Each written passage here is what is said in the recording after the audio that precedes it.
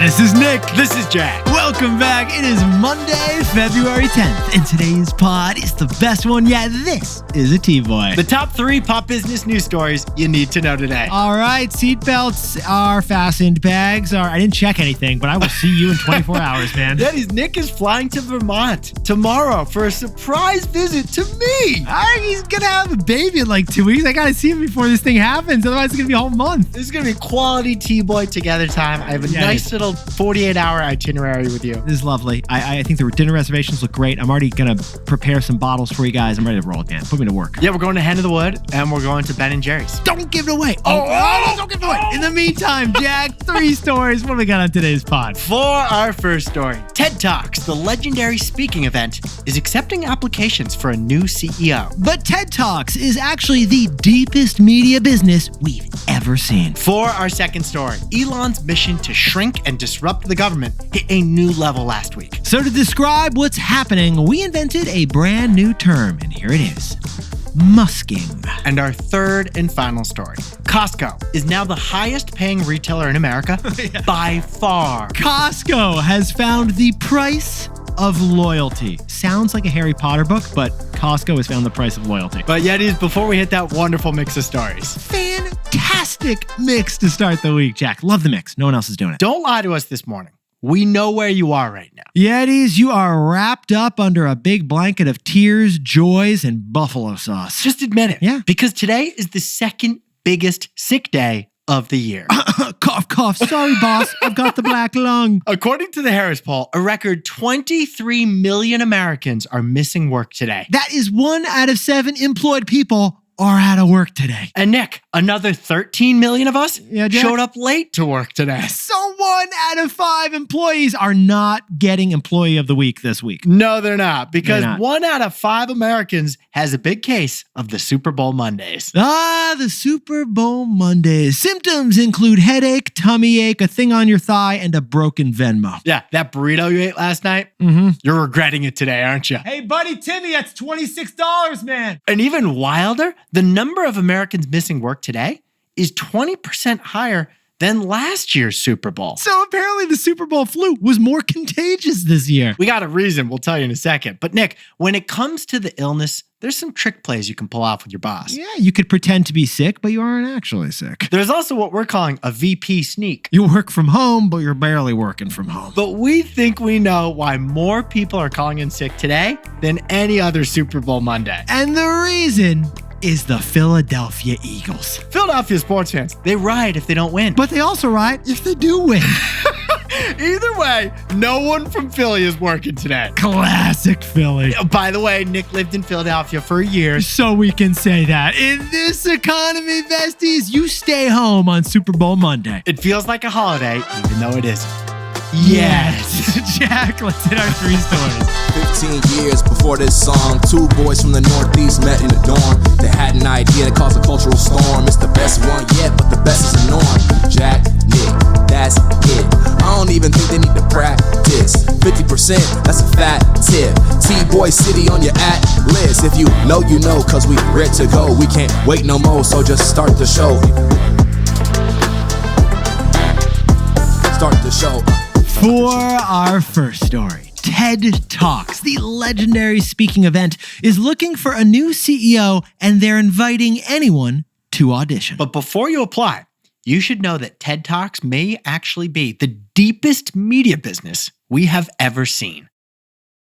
It all started with a simple question. Not for TED Talk, but that's how every TED Talk begins. Yeah, every TED Talk. And that's when my journey truly began. Now, I always assumed TED was the name of the founder, but it's actually an acronym. It stands for Technology, Entertainment, and Design. And every TED Talk is a journey. It is a vision. It is a profound speech of profoundness. Profundity. Yes, profundity. TED Talk is a company that runs speaking events in which one brilliant person talks about their one specific area of expertise. Like TED Talk on saving the world, or the power of introverts, or the power of lizards. Any of those would apply. There's a lot of TED Talks at this point. Bill Gates has done one. Brene Brown, His Holiness Pope Francis, they've all done TED Talks. They have, and it all began 40 years ago as a conference, but now the TED Talk is basically its own genre. And there's different styles. There's the pacing philosopher. There's the zany genius.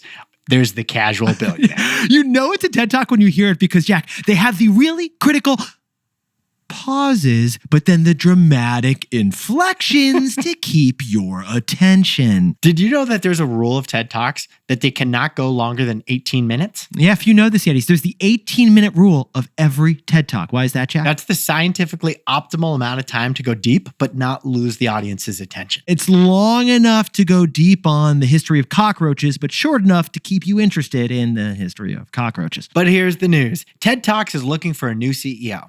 The guy who's been leading the company for 25 years is also choosing his successor in classic TED Talk style. The next CEO of TED Talk is going to be whoever has the best idea for the future of TED Talk. It's basically an audition, and they're taking applications. The CEO left his email address. You should ping him. But besties, Jack and I jumped in T-Boy style. We whipped out a PowerPoint presentation, and we found a bigger story here on TED Talks, the business. This is a shockingly deep media business that generates an estimated annual revenue of $100 million. It's a wild evolution because TED Talk began as a secret conference exclusively for rich patrons, but now It's an open, complex media company. First, they have the annual TED conference, which always takes place in Vancouver. $10,000 tickets, and you get to see Sam Altman speak in person on the future of AI taking over the world. There's also the TED membership, which gets you access to a newsletter and other events ranging from $5 to $500 a month. So you can see that video of Mel Robbins reminding you that you're sabotaging your own happiness.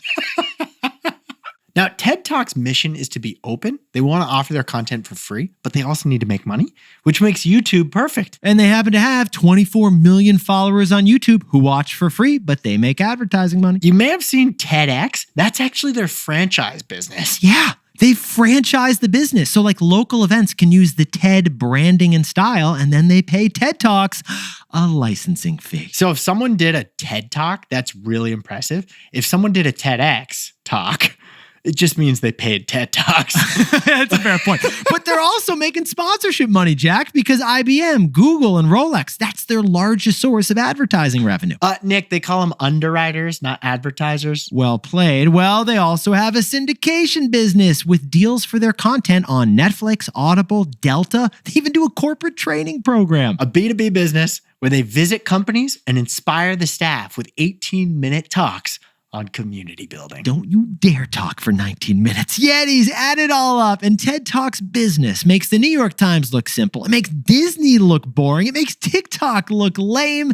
How are they doing it, Jack? It all started with a simple question. TED Talks. So, Jack, what's the takeaway for our buddies over at TED Talks? Ideas are the currency of white-collar work. Yetis, the definition of currency is, here it is, something in circulation as a medium of exchange. Not a great definition, but the US dollar is a currency because you can exchange a dollar for a good or service of equal value. Well, we believe there's another currency, and that currency is ideas. When you share a good idea at work, you get something in return. TED Talk has positioned its ideas as the best ideas. So interesting, groundbreaking, and unique that they make you more socially and professionally valuable. Yeah, and in a society that values you being interesting, you'll pay up for those ideas. We believe ideas are now a currency, and it's why we take such care to try to craft interesting, memorable, and shareable takeaways for you. When we make our takeaways, our thought is, how can you share this idea of the takeaway? And that's what we put into it. That's how TED Talk, a company built on speeches, makes $100 million a year. Because ideas are the most valuable currency in the economy. Besides NVIDIA chips. Which started as an idea. For our second story, to describe what Elon Musk is doing in Washington requires a brand new term, so we came up with it. Musking. The same thing that happened to Twitter is now happening to the US federal government. Yetis, in the last 2 weeks, Jack and I have talked about this a lot. We have seen more insane quantities of news than we have ever experienced in the industry. And even more consequential than Trump's 300 executive orders, A record. are how he has empowered one man, Elon Musk. In fact, the cover of this week's Time magazine shows Elon Musk sitting at the Resolute desk in the Oval Office as if he is the president. Because Elon has unprecedented access to our government for a non-elected private person. And Jack, I noticed there follows like a particular playbook here for how Elon does things. Jack, you want to share the formula? It's all part of his Doge mission. He will basically tweet out misinformation or an exaggeration about a government agency that he wants to, and I quote, delete, and then he embarks on mass layoffs with Trump's approval. Yeah, like how he called USAID, the foreign aid agency, a criminal organization, which it isn't. Elon and the 20-something workaholics working for him got access to the U.S. Treasury payment system until a lawsuit stopped it, which meant that he could access the trillions of dollars that the federal government spends. Which just from like a basic business perspective is a huge conflict of interest. Elon has several businesses that depend on federal government for money and for approvals. He's running SpaceX, and SpaceX depends on government money. He's running Tesla, and Tesla depends on legalized self-driving cars. But besties, as Jack and I were digesting more of this news over the weekend, we came up with a way to describe what Elon's doing in DC because we've seen him do it at Twitter. It's called musking.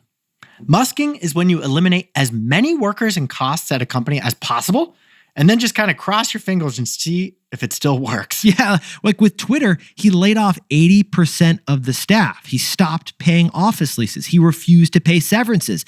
That was musking. Now, Twitter does still work, but it's like the digital Wild West, with Elon acting as the sheriff. So, like, does the federal government still work? Like today, yes, it does. But it may take years to see the full impact of all these cuts. Speaking of these cuts, the Trump administration also did a mass buyout offer of 2 million plus federal workers. Basically, we'll pay you big money right now if you quit. And Jack, where have we seen that before? According to reports, that email was copy and pasted straight from Elon. He made the same buyout offer to Twitter employees. So add it all up, Yetis, and Elon musked Twitter, and now he's musking the federal government. Of course, the stakes are way bigger this time because millions of people depend on federal programs that he is slashing. But Elon clearly thinks that the benefits of disruption justify the risks to people and workers. So Jack, what's the takeaway for all our buddies digesting all this news as well? There's a new phenomenon in the stock market. We call it the power premium. The power premium. Yetis, a shocking news came out last week about Tesla's car sales in January. Jack, what were they exactly? Tesla's sales fell 12% in China. They fell 33% in Australia, 60% in Germany, and Tesla sales in January fell by 63% in France. All right, Jack and I have been covering market news for 15 years. We have never seen a car company lose so much market share so fast. And yet, despite those truly horrible sales figures for January, Tesla's stock price remains at all-time high levels. And why is that happening? Why is it the high price for the stock but such bad business right now? Tesla stock is getting the power premium. The stock is higher because the CEO is so close to power. Basically, access to Trump and the Treasury means that Elon has influence on government money and regulation. We're seeing this phenomenon with Oracle right now, too. The software company stock is at an all-time high, not just because of the AI boom. No, it's at an all-time high because CEO Larry Ellison is close to Trump. In fact, he's one of Trump's top picks to buy TikTok through Oracle. So the difference between the state of a business and its actual stock price, it could be the power premium. The power premium. Hey Yetis, if you're a bestie, take a sec and hit that subscribe button. And like this video while you're at it. If you leave a comment, by the way, we'll read it.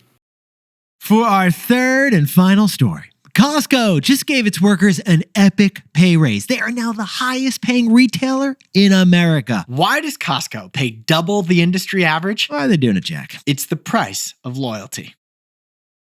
Yetis, Jack and I discovered this story last week, and then a bunch of Yetis also DM'd us and told us about it too, and we jumped in T-Boy style. Most Costco stories we cover are on the consumer side, like the $1.50 hot dog and soda combo or the $5 rotisserie chicken. Or how the Costco magazine has 15 million readers. But Yetis, this story is about Costco's workers. Because Jack just spent $300 over the weekend on chicken bakes, and we wanted to show some love. Last week, the union representing 18,000 Costco workers was threatening to strike. Yeah, Costco's employees almost went on strike. So what did Costco do, Jack? They see your strike threat, union, and they raise you a ridiculous pay increase. Yeah, that's right. Costco raised pay of its employees to $30 an hour for most of their workers. And they decided to zhuzh it up even more. Yeah. They added 2 more $1 an hour pay raises guaranteed over the next 2 years. This is straight up Kirkland cash. But Nick, Billy Mays must be on staff because there's more. They added vacation time for first-year employees, and they added an extra week of vacation time if you've been working at Costco for 30 years. So if you're in Cabo and you see someone buying drinks for everyone at the resort, probably works at Costco. So Nick and I jumped in T-Boy style because Costco is now the highest paying company in retail by far. By far. Jack, could you put on a blue vest and sprinkle on some context for us, please? The average retail worker in America gets paid $14.12 an hour, according to government data. Now, Walmart, the closest peer to Costco, their associates make $17.50 an hour on average. And Amazon's warehouse workers get $22 an hour. So do the simple math here, and Costco is paying double the industry average, 70% more than Walmart and 50% more than Amazon. $30 an hour is insanely high wages for the retail industry. Okay, Costco, Walmart, Amazon, peers, buddies, pals, top 10 in the Fortune 500, and yet Costco is paying them twice as much, Jack? This would be like if Goldman paid their bankers twice as much as Morgan Stanley and JP Morgan. Oh, totally. I mean, over on Wall Street, people would be freaking out and spanking each other. Basically, I don't know why. Costco's paying more than Santa pays his elves, Nick. It's like the third Hilton sister dishing out goodies. But here's the wildest part about this story, Eddies. Costco's entry-level pay after this pay raise is technically only $20 an hour, not $30 an hour. But so many employees have been working at Costco for so long, a decade or more, that the average worker pay is $30 an hour. And that illustrates Costco's great underrated superpower. Loyalty. So, Jack, what's the takeaway for our buddies over at Costco? Our favorite costs are the costs that pay for themselves. Yetis, according to McKinsey, the turnover in retail is 70% higher than any other industry. And when someone quits, you have to recruit, interview, hire, train. That adds up to $1,500 per worker who leaves. So, if you think about it, a $1,500 pay raise, that pays for itself if it prevents that worker from leaving. But at Costco's high wages, they don't just prevent you from leaving. They get you to stay for 8 years on average. 8 years. Again, retail is famous for high turnover. It's considered a job, not a career. You don't stay there for more than a few months typically. But at Costco, it is a career. The average employee stays for 8 years. In dog years, that's 56 years. In retail years, that's a millennium, Jack. So Costco, they've done it since the beginning. They believe that higher pay for the workers makes for happier workers, which makes for happier customers too. But that loyalty also saves them on hiring costs long term. It's the cost that pays for itself. Jack, could you whip up the takeaways for us to kick off the week? TED Talk, which is a nonprofit, by the way, is looking for a new leader. Why is the TED brand so valuable? Because ideas are the currency of white-collar work. For our second story, Elon musked Twitter by cutting employees and costs by 80%, and now he's musking Washington, D.C. This story also explains a brand new stock market phenomenon, the power premium. And our third and final story, Costco pays double the rest of retail, $30 an hour, and that doesn't just win loyalty. Oh, there is nothing Jack and I appreciate more than a cost that pays for itself. I think that's another way to describe girl math. A cost that pays for itself. Girl math themselves to employee loyalty. I love that, Jack. But yet this pod's not over yet. Here's what else you need to know today. Oh, how did we not think of that earlier? That's so good, man. All right, first, the jobs report for the month of January came out. Only 143,000 new jobs were added. It was less than expected. But the unemployment rate somehow still fell to 4%. But we should point out the economic report people really care about these days, it's the inflation report, which drops this week on Wednesday. Second, e.l.f. beauty stock is down 70% in just over 6 months. The stock is not beautiful anymore. No, and they blamed a lot of strange things. In January, it was one of the weirdest months they'd ever seen in cosmetics. First, the LA wildfires stopped cosmetics posts from happening on fear of appearing tone deaf. And because TikTok was almost sort of banned, influencers weren't posting their Get Ready With Me videos. As a result, Elf Beauty didn't get as many sales. And finally, Starbucks' new policy of hand scribbling names on cups with Sharpies is resulting in lovely doodles and some awkward typos. Meanwhile, coffee prices hit an all-time high as Brazil is having a really bad crop. So your Starbucks is going to be more expensive, but charmingly, your name will be misspelled as, is that a J? It's a G. I find that charming. Nick, it's Wick. It's Jack. I mean, Jack rarely gets misspelled. Jack latte. Yak. Yak. It's a yak latte, Jack. Yak latte. Now, time for the best fact yet. This one sent in by Courtney Diamond over in Seattle, Washington. Get this. The term artificial intelligence was actually coined way back in 1955. 1955, which means it's 70 years ago. It was coined by John McCarthy, a man who won the Turing Award, which is, I think, like a computer science award, basically deeming you like nerd of the year. Well, Jack, can you sprinkle on some context to how long ago 1955 was? The Cold War was still in full swing. Rosa Parks had just refused to give up her seat on the bus. Disneyland opened that year, and McDonald's was founded in 1955. That's when we got the term artificial intelligence. It's wild how our minds can be 70 years ahead of our artificial minds. That's a confusing sentence, but I think it works. I think you had a win with the girl math one, Jack. we should have left it at that. Yetis, you look fantastic over there, whether you're at work or you're sick with a little bit of Super Bowl Mondays. Wait. Nick, it's been 18 minutes. We got to wrap up. Oh, we do. Yetis, drop down and give us 5 stars. Help grow the show. Tell someone HYHTBIY. And thank you for coming to our TED Talk.